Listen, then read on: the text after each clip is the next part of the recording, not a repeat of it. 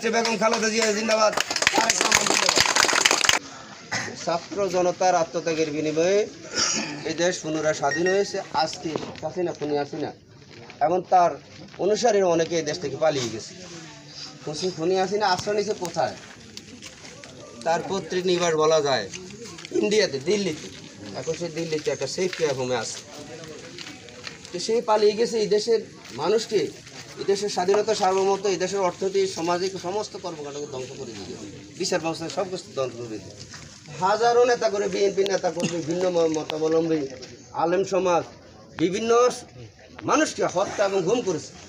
সর্বশেষ এই কোটা আন্দোলন করতে গিয়ে, বৈষম্য বিরোধী ছাত্র আন্দোলন করতে গিয়ে ছাত্রছাত্রীদেরকে যেভাবে হত্যা করছে, সেটা তো আপনারা প্রকাশ্য দেখেছেন। নিরপরাধ ছাত্রছাত্রীদেরকে গুলি করে হত্যা করছে। আজকে বলছে আয়নাগরের একটা আবিষ্কার হয়েছে, যে আয়নাগরে নিয়ে বছর পর বছর আটক করে রেখে সেখানে হত্যা করতো, গুম করতো, সেটাও অনেকের কঙ্কাল পাওয়া গেছে।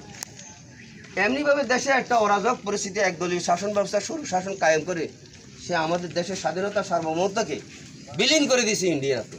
আজকের এই বন্যা, এটা কোনো প্রাকৃতিক ইয়ে না, এই বন্যা হলো ইন্ডিয়ার সৃষ্টি। টি5 বাঁধ এবং মরি নদী সাগরে বিভিন্ন পার্ক বাঁধ তারা সেগুলি সেরে দিয়েছে। আন্তর্জাতিক নিয়ম মাফিক সাধারণত যদি এই সমস্ত বাঁধ ছাড়তে আগে একটা ইনফরমেশন দিত যে আমাদের এখানে পানি আমরা ছাড়বো, তোমরা তোমাদের জনগণকে সেভাবে নিরাপদ স্থানে নিয়ে যাও।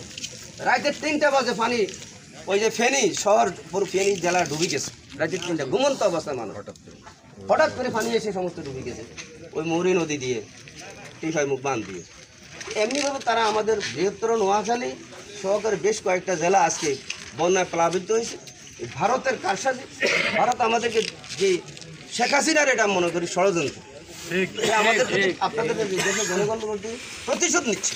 সে ইন্ডিয়া যাই আবার ষড়যন্ত্র করতেছে। সেই জন্য আজকে যে ত্রাণের উদ্যোগটা, এটা আমাদের বিএনপি সবসময়, বিএনপি দুঃসময় জনগণের পাশে থাকে, দুঃসময় জনগণের পাশে এগিয়ে আসে।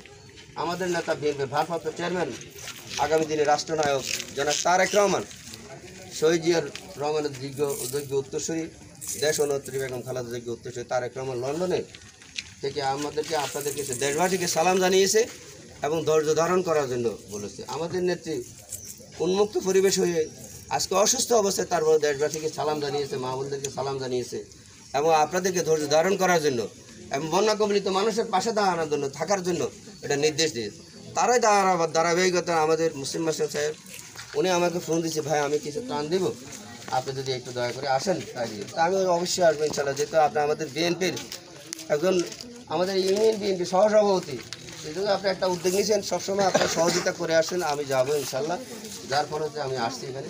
উনি কিছু ত্রাণ সময় এখানে উপহার সামগ্রী ওনার ব্যক্তিগত উদ্যোগে বিএনপির পক্ষ থেকে উনি দিবেন, আপনারা ধৈর্য সহকারে দেবেন, সেটা নেবেন। আরেকটা কথা বলতে চাই, এখানে এলাকার রাজনীতি আমরা যারা করি, আপনাদের একটাই এখন একটা হলো বিএনপিকে ঐক্যবদ্ধ করার জন্য।